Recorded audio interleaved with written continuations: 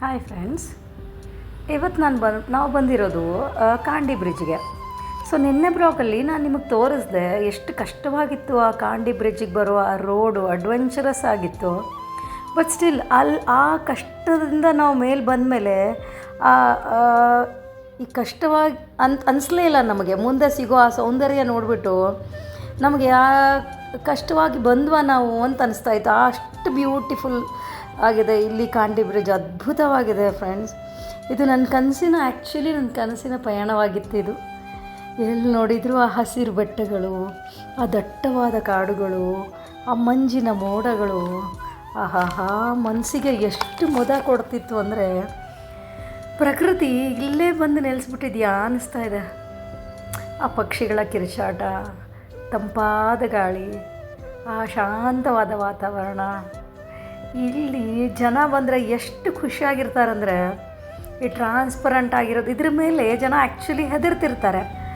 But ಇಲ್ಲಿದ್ದು ಸೌಂದರ್ಯ ಎಲ್ಲ ನೋಡಿಬಿಟ್ಟು ಅವರಿಗೆ ಆ ಹೆದರಿಕೆ ಅನ್ನೋದು ಹೊರಟೋಗ್ಬಿಡುತ್ತೆ. ನಾವು ಟ್ರಾನ್ಸ್ಪರೆಂಟ್ ಮೇಲೆ ನಡೀತಾ ಇದ್ದೀವ ಅಂತ ಗೊತ್ತೇ ಆಗೋದಿಲ್ಲ. ಯಾಕಂದರೆ ಆ ಕಾಂಡಿ ಬ್ರಿಡ್ಜ್ ಅವ್ರು ನೋಡೋಕ್ಕೆ ಹೋಗಲ್ಲ. ಅಲ್ಲಿ ಸೌಂದರ್ಯ ನೋಡಿಬಿಟ್ಟೆ ಅವ್ರು ಖುಷಿಯಾಗಿಬಿಡ್ತಾರೆ. ಇಲ್ಲಿ ನಿಂತ್ಕೊಂಡು ನಮ್ಮ ಮುಂದೆ ಕಾಣಿಸೋ ಆ ದೃಶ್ಯ ಇದೆಯಲ್ಲ ಫ್ರೆಂಡ್ಸ್, ಅದು ಕಣ್ಣಿಂದ ನೋಡೋಕ್ಕಿಂತ ಮನಸ್ಸಿಂದ ನೋಡಬೇಕು ಅನಿಸುತ್ತೆ. ಅಷ್ಟು ಖುಷಿಯಾಗುತ್ತೆ ಇಲ್ಲಿ ಬಂದು ಎಷ್ಟೋ ಜನ ರೀಲ್ಸ್ ಮಾಡ್ತಾ ಇರ್ತಾರೆ, ಹಾಡು ಹಾಡ್ತಾ ಇರ್ತಾರೆ. ಅವ್ರದ್ದು ಆ ಮುಖದ ಮೇಲಿಂದ ಖುಷಿ ನೋಡೋದಕ್ಕೆ ನಮಗೊಂಥರ ಖುಷಿಯಾಗುತ್ತೆ. ಅಷ್ಟು ಚೆನ್ನಾಗಿರುತ್ತೆ. ಆ ಸೂರ್ಯೋದಯದ ಬೆಳಕು ಬೆಟ್ಟಗಳ ಮೇಲೆ ಬಿದ್ದರೆ ಆ ಬೀಳೋಕ್ಕೆ ಕಾಣೋ ದೃಶ್ಯ ಇದೆ ಅಲ್ವಾ, ಇದು ನಿಜವಾಗ್ಲೂ ನೇಚರ್ ಬ್ಯೂಟಿ.